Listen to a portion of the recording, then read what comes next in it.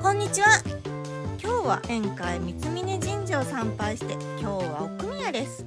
奥宮は妙法ヶ岳の山頂にあります。今通っているのが表参道で、この登山口からコースタイム2時間20分です。奥宮まで登って1時間ちょっとかかるので、あまり登る人は少ないんですが、でもせっかく関東最強パワースポット、本殿もお参りして、しっかり奥宮までお参りして、ご利益をたっぷりいただきましょう。遠い方や足の調子の悪い方、お時間のない方は、この動画で行ったつもりに奥宮までお参りしたつもりになりましょう。登山口にもありましたが、熊取山の登山口でもあります。しばらくは同じ道です。第一の鳥居まではこんな舗装された道です。もともと本殿山の上だし、ちょっと歩く距離が長いだけ、ハイキングよりも軽いでしょ。本気に奥宮まで行こうとなったんですが、これは大間違いでした。お、第一の鳥居が見えてきました。ここまで10分くらい、本殿の方のお土産屋で買った味噌ポテトを食べながら歩いても、ここまでは余裕。ここからが登山道になります。とさっきのような道が続くのかと思いきや、ちゃんとした山道です。同じ秩父の三大神社の一つ、宝登山はロープウェイがあるけど、こっちはないし、そこまで登山って感じではないと思い込んでいました。なので私以外登山経験ゼロ。他の方も登山スタイルの方ももちろんいますが、スニーカーでもない、普通に街中歩くような格好で来てる方も結構います。最低でもスニーカーや歩きやすい靴で向かってください。少し登ると景色が見えてきましたね。山道は山道ですが、そこまで急なとこはなく、ゆるーく登り続ける感じです。道もこのように整備はされています。登山経験ゼロの人にとってはきついし、超歩きにくいらしいです。コースタイムも短いので、じわじわ行きましょう。頑張るよ。野外活動部は山と旅を行きやすく、行った気になる動画作ってます。登山や旅行好きはぜひチャンネル登録よろしくお願いします。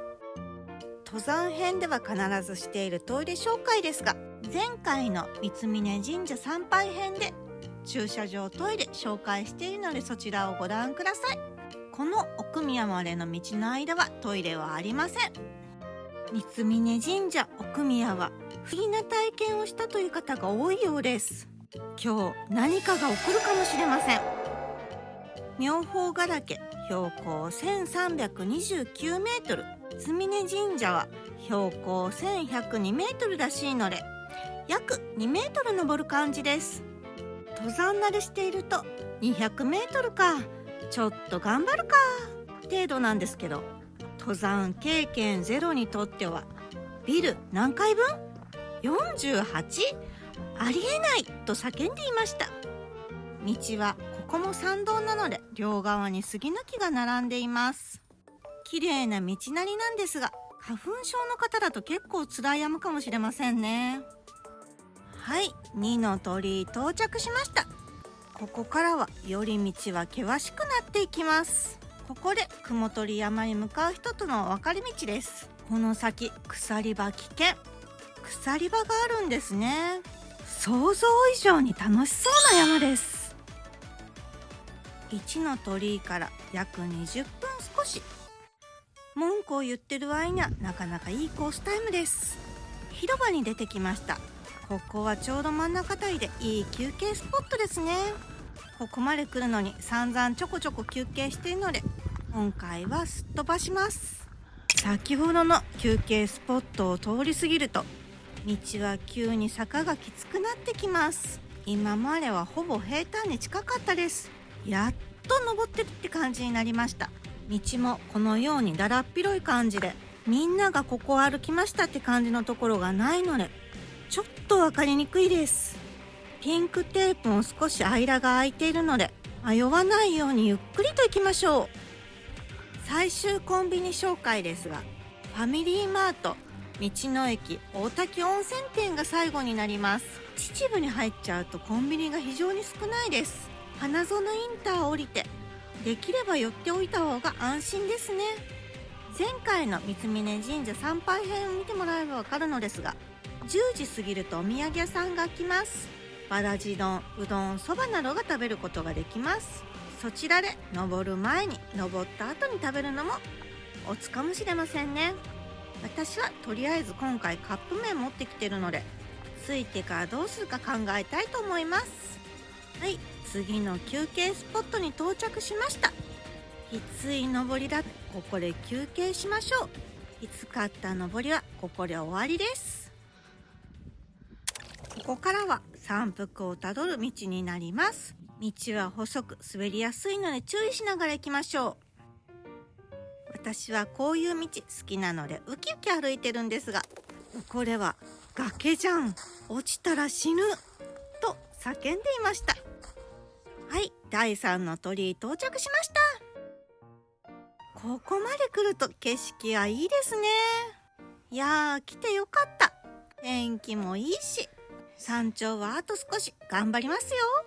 今回本と奥宮をお参りして想像以上に奥宮が時間がかかったので、ここで私の携帯の充電出てしまいました。すぐ終わると思っていたので充電持ってきてなかったんですよね。なのでここからはバテバテですが撮ってもらっています。道はこんな感じで大きな岩の横を通ったり、岩山っぽくなってきました。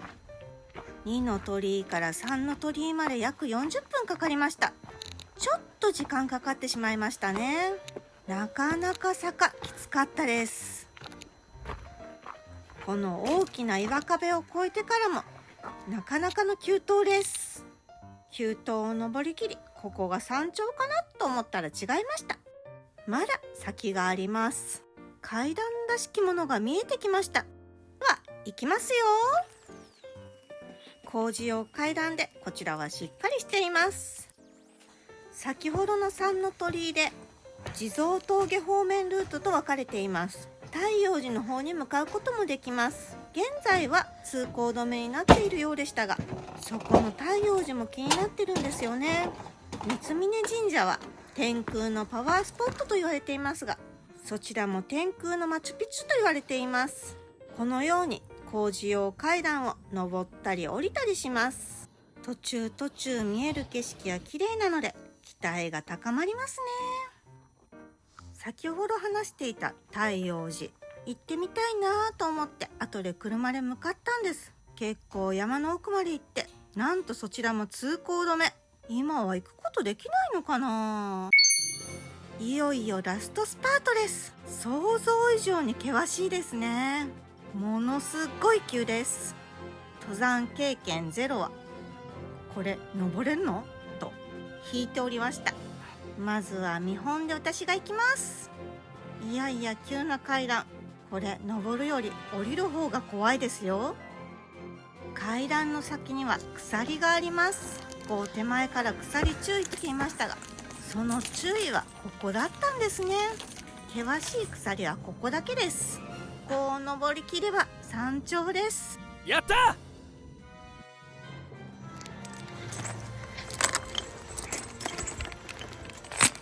はい、登りきりました。はい、山頂からの景色です。後で画像を確認すると、神様を映すなということか、このようにゆらゆらしています。これが不思議な現象ですかね。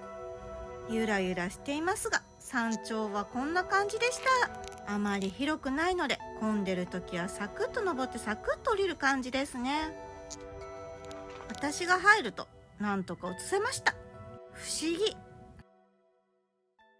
はい、下山してきました。今日はこれで終わりにしたいと思います。バイバーイ。帰りにちょこっと秩父観光して帰りました。すぐ近くにある滝沢ダムです。秩父はダムが多いんでね、こんな景色を見ることができます。今日は残念ながらお休みでしたが、ダム見学ができます。またそこでダムカードの配布も行っています。三峯神社から帰る道に味噌土のつららを見て帰ることができます。以前にライトアップで来たことはあるんですが、昼間は初めてです。案内の看板に従っていくとこちらの駐車場に来ましたが、ウッドルーフ奥秩父キャンプ場にも駐車場があります。以前はそちらに停めました。そっちの方がつららには近いかな。こちらの駐車場からだとこのような感じで川上を歩いていきます。湾の奥に行くとぐっと気温が下がりますね。お、見えてきました。このような感じになってるみたいです。まずこちらから来ると天然つららゾーンになるみたいです。綺麗ですね。天然つららを見ながら川沿いを歩いてきます。奥に人工つららゾーンがあります。ゆっくりと流しますのでしばらくお楽しみください。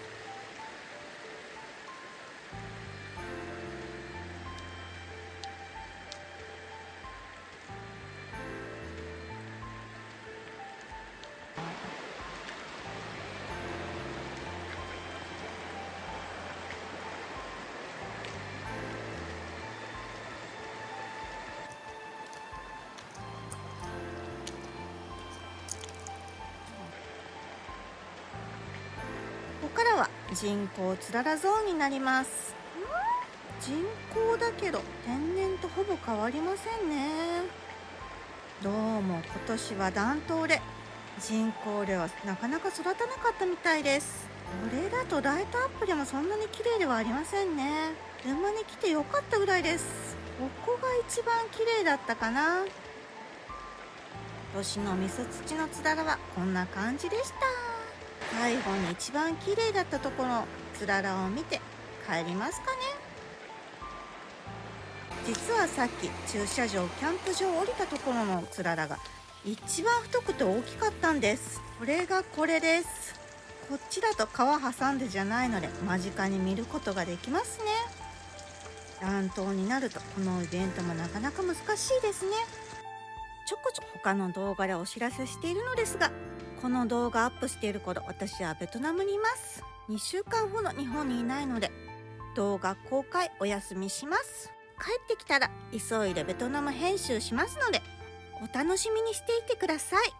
この三峯神社と秩父でジビエが好きならおすすめの温泉旅館を紹介します。そちらもしばらくお待ちください。ご視聴ありがとうございました。次回の動画もお楽しみに。ここです。